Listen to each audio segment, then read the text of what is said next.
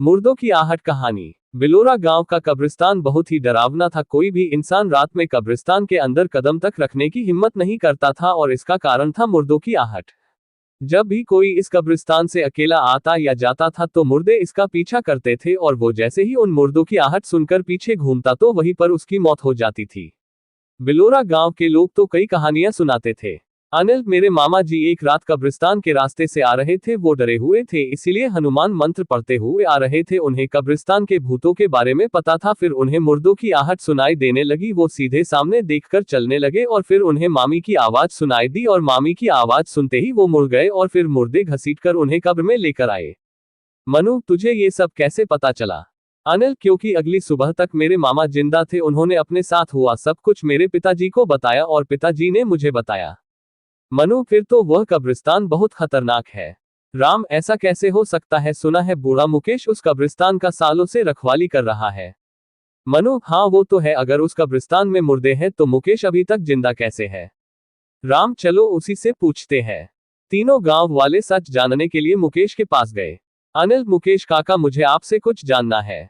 मुकेश, यही ना कि क्या इस कब्रिस्तान में मुर्दे सच में जिंदे होते हैं या नहीं? तो सुनो, होते हैं। रोज रात इस कब्रिस्तान के हर मुर्दे जिंदे होते हैं और हर जिंदा इंसान का पीछा करते हैं। मनु, अगर ऐसा है तो तुम्हारा भी पीछा किया होगा, तुम कैसे बच गए? मुकेश, इसके लिए तुम्हें मेरी कहानी सुननी होगी। राम, हाँ हाँ, तो सुनाओ काका। मुकेश, आज से 35 साल पहले की बात है। मैं और मेरा दोस्त सुरेश दोनों अनाथ थे और काम की तलाश में बिलोरा पहुंचे। यहाँ हम इस चर्च में फादर अंथोनी से मिले और फादर से बोले, फादर, हम दोनों यहाँ काम की तलाश में भटक रहे हैं, क्या आपके पास हमारे लिए कोई काम है? फादर, काम तो है पर बहुत डेंजर है, तुम दोनों की जान भी जा सकती है। सुरेश, वैसे भी हम भूख से तड़प तड़प कर मर जाएंगे, चारों ओर सूखा छाया है, कोई काम नहीं है। फादर, ठीक है। फादर अंथोनी हमें कब्रिस्तान में ले गए और बोले, ये बहुत ही पुराना कब्रिस्तान है, यहाँ अंग्रेजों की कब्र है, तुम्हें इस कब्रिस्तान की रखवाली करनी है। सुरेश, भला इस कब्रिस्तान को रखवाली की क्या जरूरत है?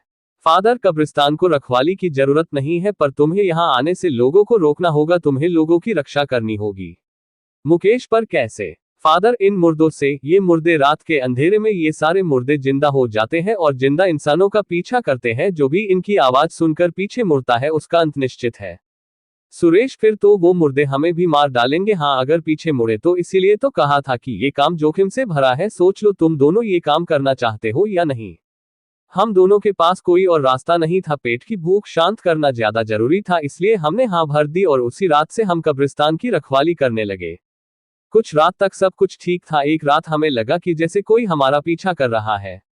मुकेश, सुरेश, जैसे हमारे पीछे कोई है, लेकिन गलती से मुड़ना मत, चुपचाप गेट तक चल। हम लोग डरते हुए गेट तक आए और सुबह होने तक वहीं बैठे रहे और कई बार हमारे साथ ऐसा हुआ और हर बार हम गेट पर आकर बैठ जाते थे। मुर्दे पता नहीं क्यों गेट तक नहीं आ पाते थे। कई साल बीत गए, हम बिलोरा गांव में खुश थे। सुरेश को एक लड़की गौरी से प्यार हो गया था। वह छुप छुप कर गौरी को देखा करता था। एक बार जब हम कब्रिस्तान में रखवाली कर रहे थे तो फिर से मुर्दों ने हमारा पीछा शुरू किया। हम हमेशा की तरह गेट की तरफ बढ़ चले। हमें मुर्दों की आहट सुनाई दे रही थी लेकिन फिर भी हम चलते जा रहे थे।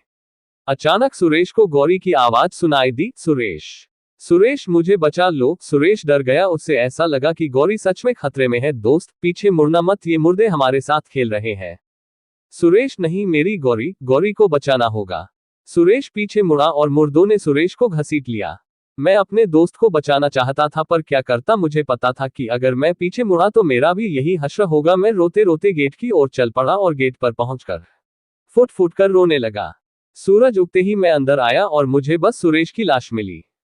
गांव के लोग, अरे डरपोक, तू चाहता तो अपने दोस्त को बचा सकता था, काया है तू काया।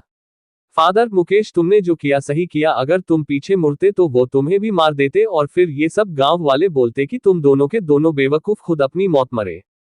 बस वो दिन था। उसके बाद मैं समझ गया कि गांव के कब्रिस्तान के मुर्दे किसी की भी आवाज में बात कर सकते हैं, उन्हें बस शिकार करना होता है। मैं 35 साल से इस कब्रिस्तान से रखवाली कर रहा हूं ताकि और आदमी इन मुर्दों का शिकार ना हो सके, पर गांव वाले इसे मनगढ़ंत सोच कर आ ही जाते हैं। कुछ गांव वाले इन मुर्दों का शिकार भी बने पर मेरी कोई सुनता कहाँ है। तुम लोग मेरा बात हमेशा याद रखना, पहले तो इस कब्रिस्तान के आसपास से तो बिल्कुल मत गुजरना और दूसरा, अगर कभी वक्त आ पड़े तुम्हें यहाँ से गुजरना पड़े तो मुर्दों की आहट सुनकर पीछे मत मुड़ना। बूढ़ा मुकेश इतना कुछ बोलकर अपने काम पर निकल गया और यहाँ ये तीनों दोस्त बातें करने लगे। मनु, मुझे लग रहा है ये बूढ़ा मुकेश हमें कहानी सुना रहा है। राम, मुझे भी यही लग रहा है।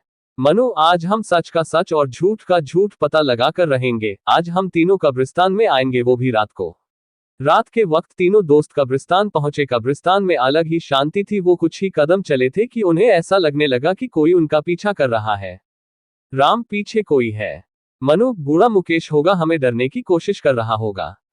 अनिल, हाँ हाँ वही होगा। तभी पीछे से आवाज आती है, अरे तुम तीनों यहाँ। मुकेश की आवाज सुनकर तीनों पीछे मुड़े और मुर्दों ने एक एक करके उन्हें भी घसीट लिया। कब्रों के अंदर सब मारे गए। काश ये तीनों बूढ़े मुकेश की बात सुन लेते।